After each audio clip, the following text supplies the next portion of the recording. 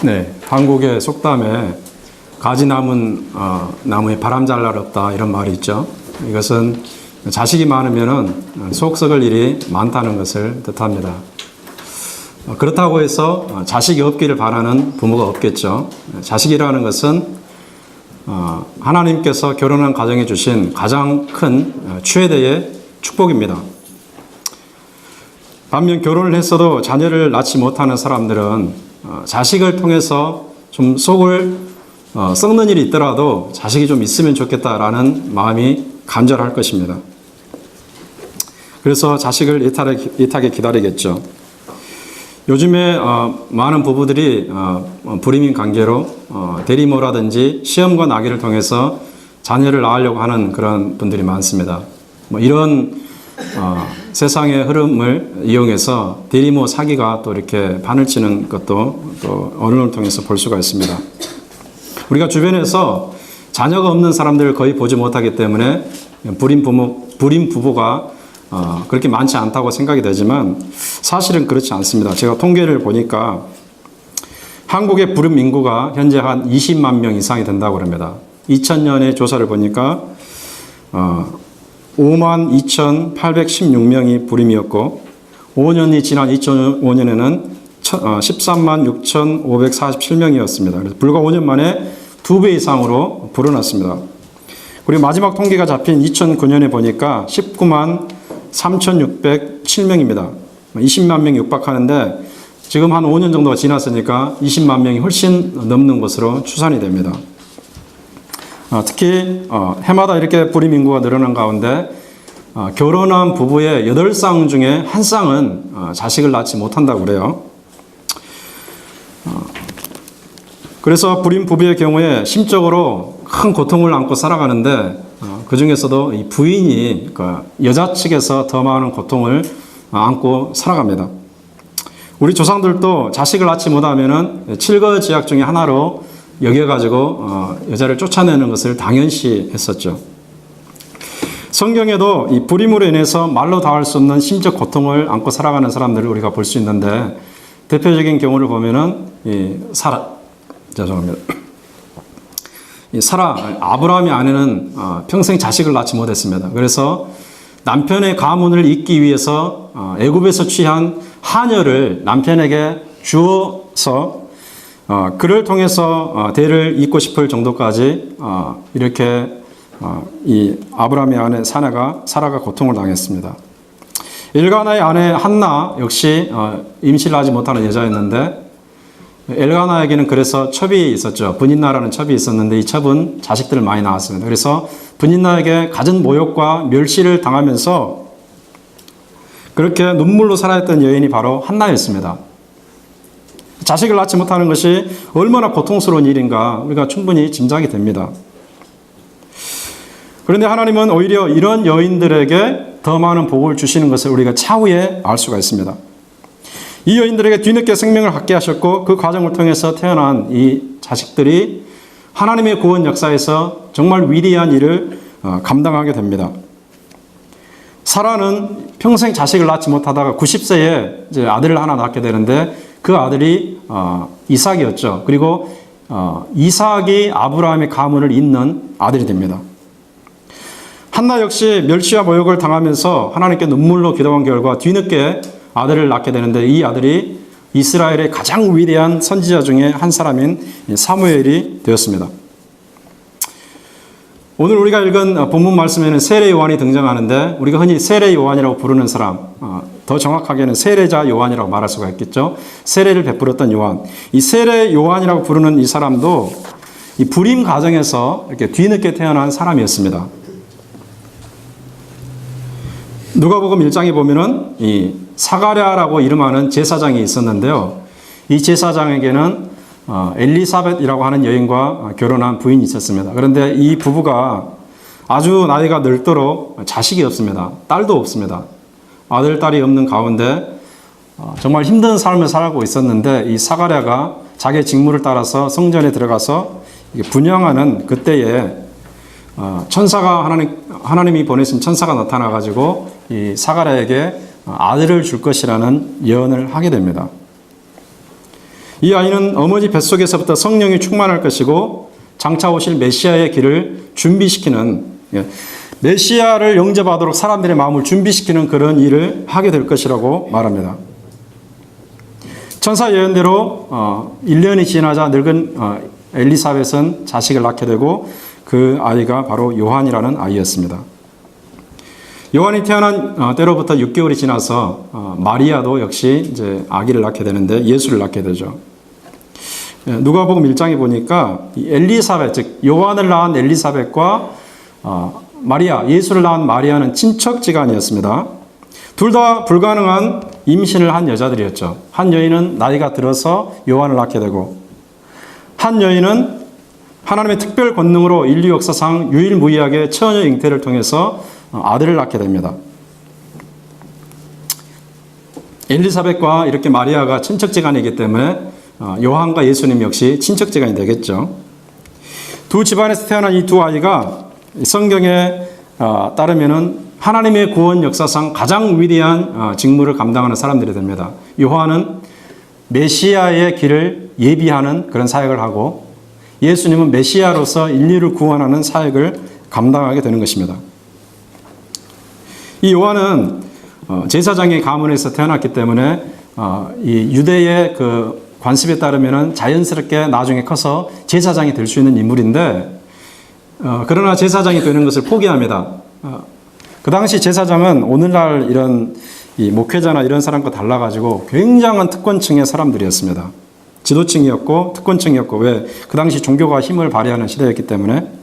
그런데 모든 것을 이 사람이 포기하고 일찍이 광야로 들어가서 생활을 하게 됩니다. 지난 1947년에 그 쿰란 동굴에서 무더기의 어떤 고대 유물들이 발굴이 됐는데, 이 발굴 과정에서 그 당시 2000년 전 당시에 쿰란 이 동굴을 중심으로 공동체 생활을 했던 에세네파가 있었다는 사실이 밝혀집니다. 이 에세네파라는 것은 속세를 떠나가지고 금욕 생활을 하면서, 특별히 공동체 금욕 생활을 하면서 장차 오실 메시아를 고대하는 그런 종교단체였습니다.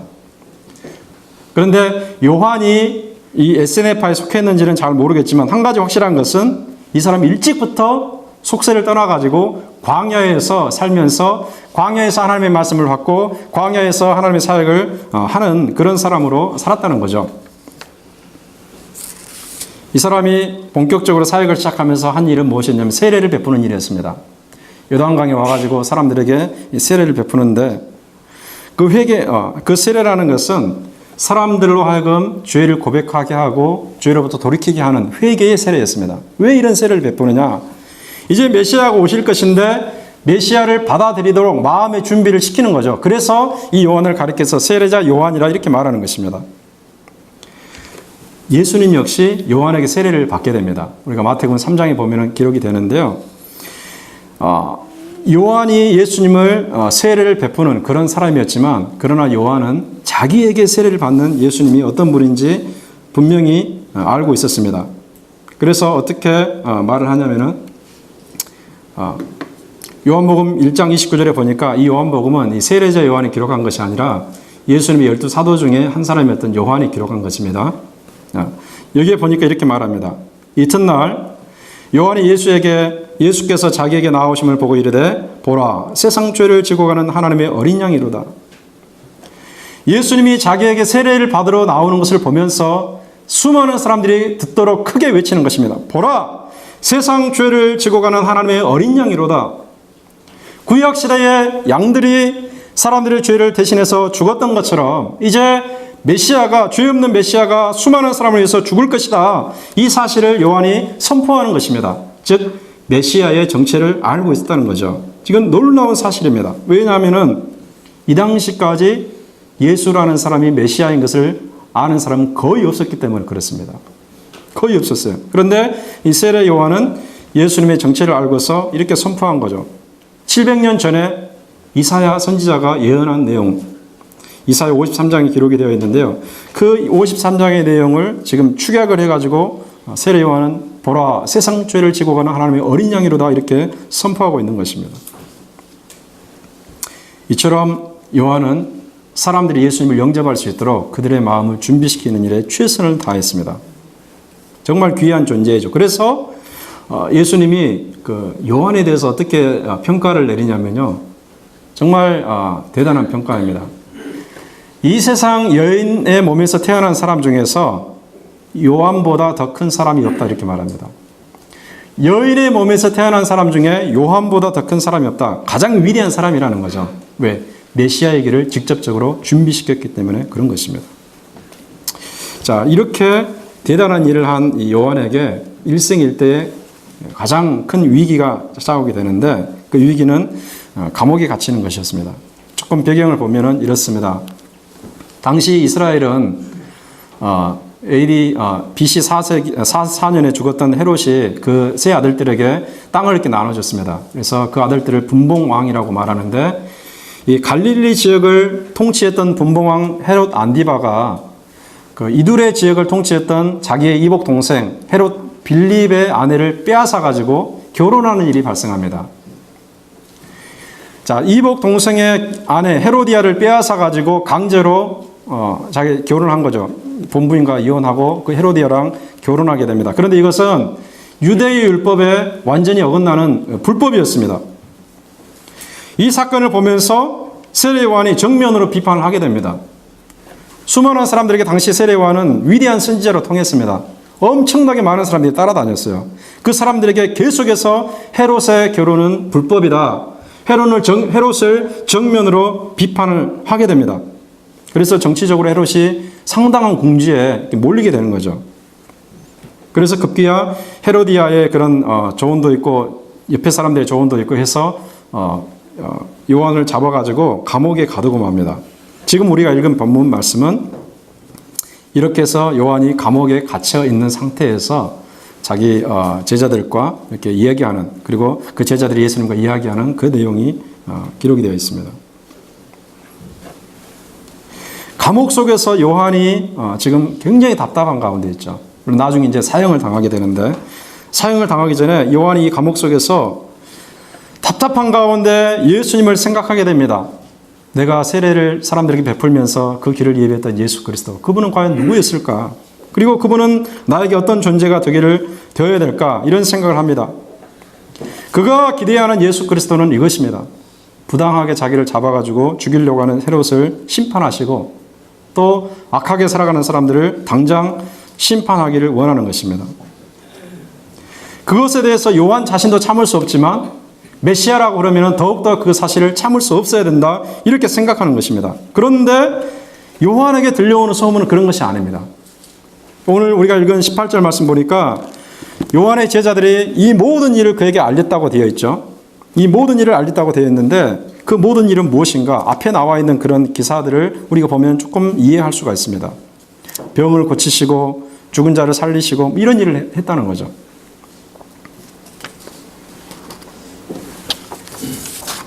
요한의 제자들이 돌아다니면서 예수님이 하신 일을 이렇게 보게 되는데 그런 일들을 요한에게 얘기를 합니다. 어떤 일입니까? 병자를 고치는 일입니다. 저른 말을 고치고 보지 못하는 자를 눈 뜨게 하고 듣지 못하는 자를 듣게 하고, 그리고 문둥병자를 고쳐주고 죽은 자를 살려내고, 그리고 어린아이들에게 복음을 전하고 또 창기와 세리들의 삶을 회개시켜서 새로운 삶을 살게 하는 그런 삶이었습니다.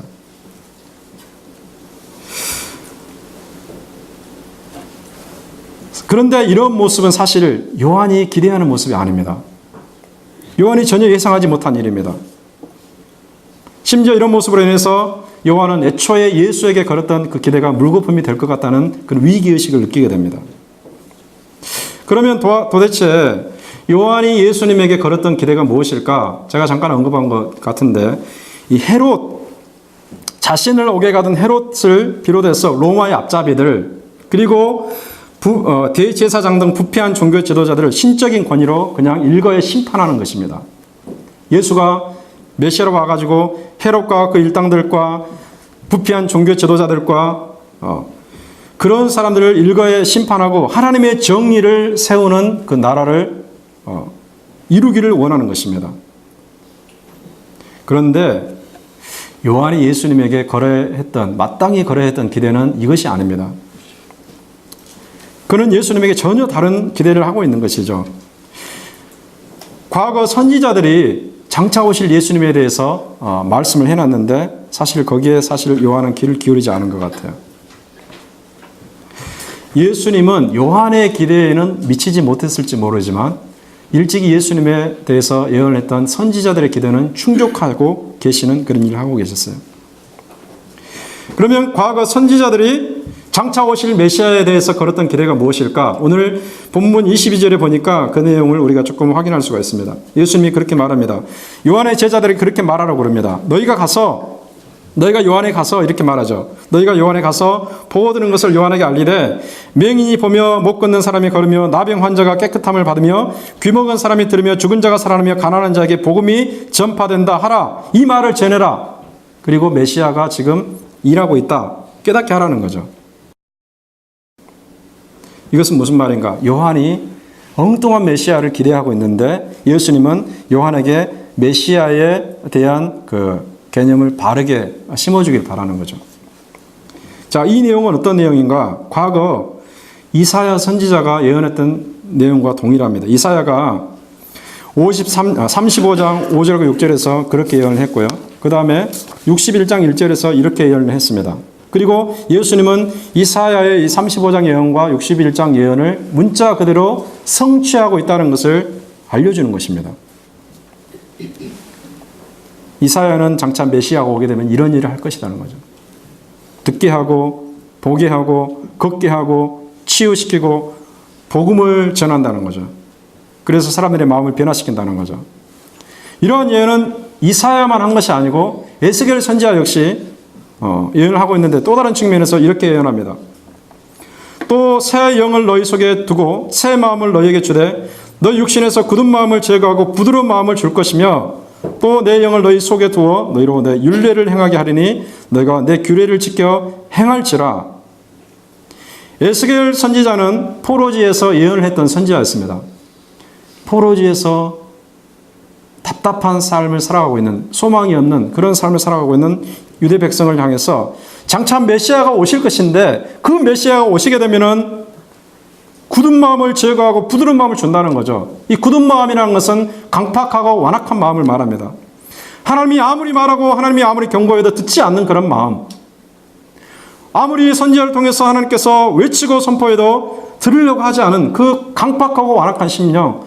하나님의 말씀에 순종하지 않고 하나님의 권위에 복종하지 않는 그런 심령. 마치 과거 애굽의 바로 왕이 하나님의 명령을 거부하고 계속해서 하나님을 대적했던 그런 완악하고 강팍한 심령입니다. 이런 심령을 제거하고 부드러운 마음을 준다는 거죠. 부드러운 마음은 무슨 마음입니까? 하나님의 말씀에 즉각적으로 순종할 수 있는, 하나님이 그 마음에 충만히 거하실 수 있는 그런 마음으로 바꿔준다는 거죠. 그리고 하나님의 규례와 하나님의 율례를 행할 수 있는 마음, 순종하는 마음을 준다는 겁니다. 심령이 근본적으로 변화되어서 불순종하던 자가 순종하는 삶으로 바뀌도록 메시아가 일할 것이다. 이렇게 예언한 것입니다. 이것이 과거 선지자들이 장차 오실 메시아에 대해서 걸었던 기대였습니다. 그래서 우리가 예수 그리스도에 대해서 기대해야 될 최고의 기대가 무엇인가? 병든 몸과 죽은 영혼을 살려내는 그 구원의 능력인 것입니다. 구원의 능력. 예수님이 2000년 당시에는 수많은 사람들을 살려냈어요. 병 가운데서 살려내고 죽은 가운데서 살려내고 또 복음을 전했죠. 오늘날에 예수님께서 가장 중점적으로 하시는 일은 복음을 통해서 죄인들의 심령을 변화시키는 일입니다. 그래서 하나님의 종들이 복음을 전하고 있습니다. 죄가 쌓이고 쌓여서 더 이상 딱딱해질 수 없을 만큼 딱딱해진 사람 역시 복음과 성령의 능력으로 바뀔 수가 있습니다. 변화될 수가 있어요. 하나님께 적대적이고 하나님의 말씀에 순종하지 않는 사람이 할지라도 복음이 정확하게 들어가고 성령이 역사하게 되면 바뀔 수가 있습니다. 순종할 수가 있는 거죠. 하나님의 뜻을 자발적으로 순종할 수 있는 상태로 바뀌어질 수가 있습니다. 이것이 오늘날 예수 그리스도께서 그의 종들을 통해서 하고 있는 가장 중요한 일입니다. 그리고 우리가 이것을 주님에게 기대해야 된다는 거죠. 그런데 오늘날 많은 그리스도인들이 예수님을 바라보면서 그 예수님에게 거는 기대의 가장 중요한 내용이 무엇인가? 주로 그런 것입니다. 제발 나를 좀 높여주십시오. 이런 거죠. 나를 좀 다른 사람보다 더 뛰어나게 하시고 좀 성공하게 하시고 내 자신을 실현할 수 있도록 도와주십시오. 이런 것들입니다. 그런데 이보다 조금 더 가슴이 넓은 사람들은 뭐를 기대하냐면은 이 민족, 우리나라가 세계 으뜸이 되기를 원합니다. 주님, 이것을 가능케 해 주시옵소서.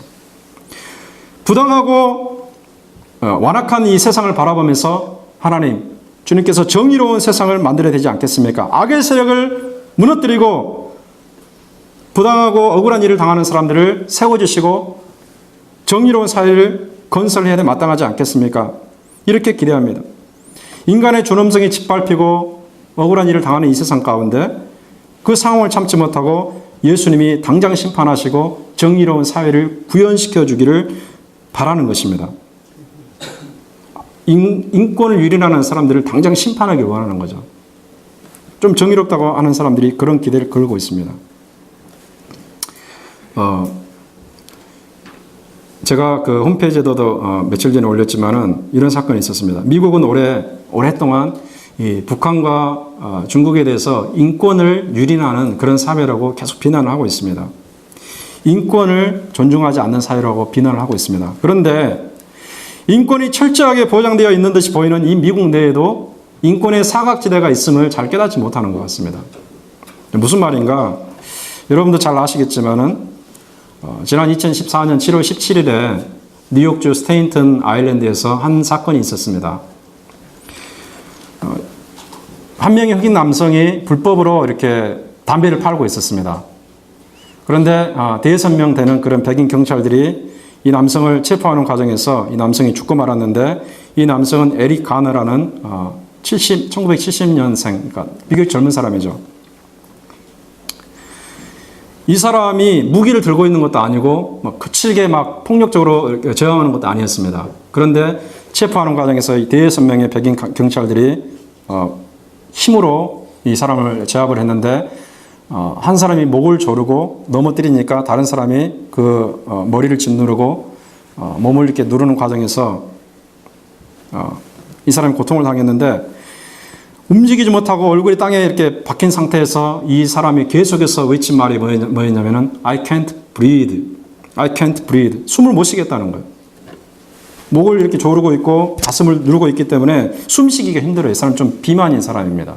비만이고 천식증을 앓고 있었던 사람인데 계속해서 이런 말을 하는데 이 경찰들이 그 말에 신경을 쓰지 않습니다. 그래서 7분 정도 지났을 때 숨이 끊어지고 맙니다. 그런데 더 놀라운 사실은 그렇게 해서 과잉 진압을 해서 이렇게 죽었는데 이 사람에게 기소가 되지 않았다는 거죠. 대배심원이 불기소 처분해서 형벌을 받지 않게 됩니다. 기가 막힌 일이겠죠. 그런데 이 일이 벌어진 지 채 한 달도 되지 않은 이 8월 9일에 또다시 비슷한 일이 벌어지는데요. 이번에는 28세 백인 경찰이 18세 흑인 소년을 총을 쏴 죽인 일이 있었는데 식료품점에서 무슨 이렇게 물건을 훔친 것 같아요. 그래서 체포하는 과정에서 조금 몸싸움이 있었는데 이 흑인 청년 역시 총이 없었고 아무런 무기가 없었습니다. 그런데 총으로 쏴 죽였습니다. 이 경찰 역시 불기소 처분이 됩니다. 그래서 지금 미국의 그 퍼거슨 시 하면 유명해졌잖아요. 미주리주 퍼거슨 시. 저도 몰랐는데 이 도시가 유명해졌어요. 불기소 처분되어 가지고 지금 미국 전역에서 이 일로 인해서 수십 개의 도시에서 흑인들이 지금 저항 운동을 지금 거세게 펼치고 있어요. 그런데 11월 22일에 또 비슷한 사건이 벌어지는데 오하이오주 클리블랜드에 있는 한 그 공원 놀이터에서 12세의 흑인 소년이 죽게 됩니다. 총에 맞아가지고. 이름이 타미르 라이스라는 소년인데 이 소년이 아주 어려요. 저도 유튜브로 봤는데 이 놀이터에서 이 장난감 총을 가지고 이렇게 주변 사람들에게 이렇게 총을 겨누는 신용을 하고 있었습니다. 장난감 총을 가지고. 근데 이것을 위협으로 느꼈겠죠, 사람이. 그래서 한 시민이 이렇게 전화를 해가지고 신고를 했는데 신고하면서도 이렇게 말합니다. 그 아이가 가지고 있는 총이 가짜 총일 수도 있습니다. 그리고 그 아이가 아주 어린 소년일 수가 있습니다. 이런 얘기를 했지만 경찰이 출동하자마자 그 아이에게 바로 총을 겨누어서 총을 쏴서 현장에서 죽고 말았어요. 이와 같은 사건은 뭐를 말하는가? 아직까지도 미국에 인권 사각지대가 있다는 사실이죠. 특히 누구에 대해서? 흑인에 대해서. 참 답답한 일입니다. 메시아가 바로 이와 같은 부당한 일에 대해서 개입을 하고 인간의 존엄성을 짓밟는 그런 자들을 당장 신적 권위로 처벌해야 된다. 많은 사람들이 그런 기대를 가지고 있는 것입니다. 그리하면 메시아를 믿어도 믿을 수 있다고 말하는 거죠. 저도 좀 그렇게 했으면 좋겠습니다. 인권을 묵살하는, 그래서 부당하게 억울함을 당하는 그런 사람들을 즉각적으로 좀 건져주시는, 그리고 그런 부당한 악을 행하는 사람들 즉각적으로 심판해 주시면 얼마나 좋을까. 더 이상 그런 일이 일어나지 않을 거라고 생각하는데 사실은 그렇지 않죠. 주님께서 하시는 일은 즉각적으로 어떤 권력을 가지고 심판하는 일을 하기보다는 복음을 통해서 사람들을 변화시키는 일을 더 신경을 쓴다는 것입니다.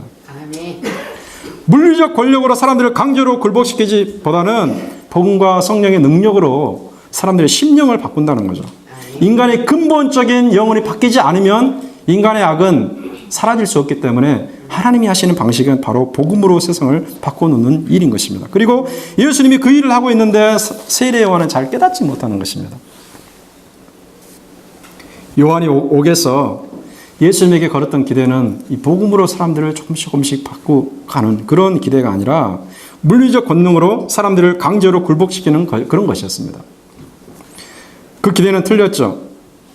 그런데 우리가 그런 기대가 이루어지지 않으면 하나님에 대해서 굉장히 무시를 당하는 것 같은 느낌을 받기가 쉽습니다.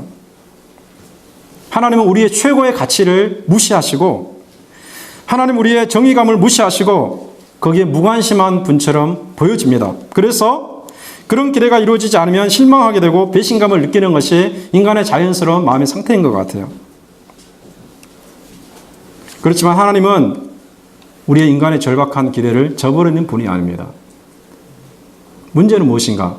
우리가 기대하는 것이 틀렸다는 거죠. 하나님께서 생각하실 때에 인간에게 가장 필요한 것이 무엇인가? 인간의 가장 절박한 기대가 무엇인가? 그것은 죄인이 변화되어서 새로운 사람이 되는 것입니다. 아멘. 죽어있는 영혼을 살려내는 것입니다. 잠들어 있는 영혼을 일깨워내는 것이고 돌같이 굳은 마음을 제거하고 부드러운 마음으로 바꾸어 주시는 것입니다. 죄로 물들어 살아가는 사람을 거룩한 길로 이끄는 것이 하나님께서 판단하시기에 인간의 가장 절박한 문제라는 것입니다. 이것을 우리가 모르기 때문에 엉뚱한 기대를 하면서 살아가는 것입니다. 엉뚱한 기대를 하면서. 하지만 자신의 영혼을 정직하게 들여다보고 하나님이 어떻게 일하시는 것을 아는 사람이라면 하나님께서 우리의 심령을 바꿔주는 것을 기대할 것입니다. 그리고 하나님은 여전히 그 일을 하고 계시고 이것을 생생히 체험한 한 사람이 있는데요. 제가 이 사람을 잠깐 소개하고 말씀을 마치고자 합니다. AD 200년경에 북아프리카에서 태어난 사람인데요. 이 사람은 굉장히 부자로 태어났습니다. 엄청나게 부자로 태어났고 수많은 사람이 부러워할 만한 그런 삶을 살았어요. 자, 그런데 이 사람은 돈만 많을 뿐만 아니라 수사학이라는 것은 이렇게 웅변을 하고 이렇게 스피치를 하는 그런 학문인데 이 수사학 교수로 지중해 일대에서 명성을 떨치는 사람이었습니다. 자, 그렇게 45년을 보내고 있는데 한 사람이 찾아와가지고 집요하게 예수 그리스도의 복음을 전합니다. 복음을 좀 받아들이라고 계속해서 얘기를 하는데 이 사람은 이 복음을 받아들이기 어렵습니다. 그래서 편지로 어떻게 말하냐면은 이렇게 말합니다. 저는 너무나 오래 이런 방식으로 살아왔기 때문에 이런 저의 삶을 바꾸는 것은 상상조차 제가 할 수가 없습니다. 너무나 이런 삶에 익숙해 있기 때문에 이런 삶을 포기하고 예수님을 받아들이고 새로운 삶을 사는 것은 불가능합니다. 이렇게 답을 줍니다. 그러나 포기하지 않고 계속해서 복음을 전했는데 하나님께서 그 사람의 마음을 바꿔놓기 시작합니다. 마치 가슴속에서 손을 넣어가지고 돌같이 굳은 마음을 꺼내는 것처럼 이 사람의 영혼을 근본적으로 하나님이 바꿔놓고 맙니다. 하나님이 거듭난 마음을 심어주시고 이제는 하나님을 위해 살고자 하는 열망을 하나님께서 부어 넣어주십니다. 결국 이 사람이 46세에 복음을 받아들이고 예수 앞에 무릎을 꿇고 맙니다. 이거 어떻게 살아가는가. 그로부터 3년 후에 북아프리카의 위대한 주교가 되었고, 그리고 그로부터 10년 후에 예수님을 믿는다는 이유로 순교까지 당하게 되는 그런 기독교의 위대한 지도자로 남은 인생을 살게 되는데, 이 사람이 바로 키프리안이라는 사람이었습니다. 자기가 생각해도 나는 변화되기 불가능한 사람이다, 이렇게 판단했는데 하나님이 그 사람을 바꿔놨다는 거죠. 무엇으로? 복음으로 바꿔놨다는 거죠. 하나님께서 한번 작정하면은 이런 일이 충분히 일어날 수가 있습니다. 이것이 하나님께서 하시는 일이고, 이것이 장차 이 땅에 재림지로 오실 예수님에게 우리가 걸어야 될 기대라는 것입니다. 그런데 여러분들은 주님 앞에 나올 때 어떤 기대를 가지고 나오십니까? 내가 한번 예배를 드리면 하나님이 좀 나를 불쌍히 여겨서 나의 사업을 좀 더 지켜주시겠지. 내가 하나님께 한번 좀 헌금하면 하나님께서 나를 좀 불쌍히 여겨서 나에게 더 많은 것을 채워주시겠지. 뭐 이런 기대가 아닌가, 이런 기대를 가지고 있는 사람들도 있습니다. 내가 한번 예배를 드리면은 하나님께서 나를 불쌍히 여겨주셔서 나의 구원을 좀 더 내가 확실하게 할 수 있도록 나를 이끌어 주시겠지. 이런 생각을 하는 경우가 있지 않는가. 그러나 이것은 우리가 하나님께 해야 될 기대가 아닙니다. 하나님의 우선 관심사는 그런 것이 아니고 복음을 통해서 우리의 죽은 영혼을 살려내는 것입니다.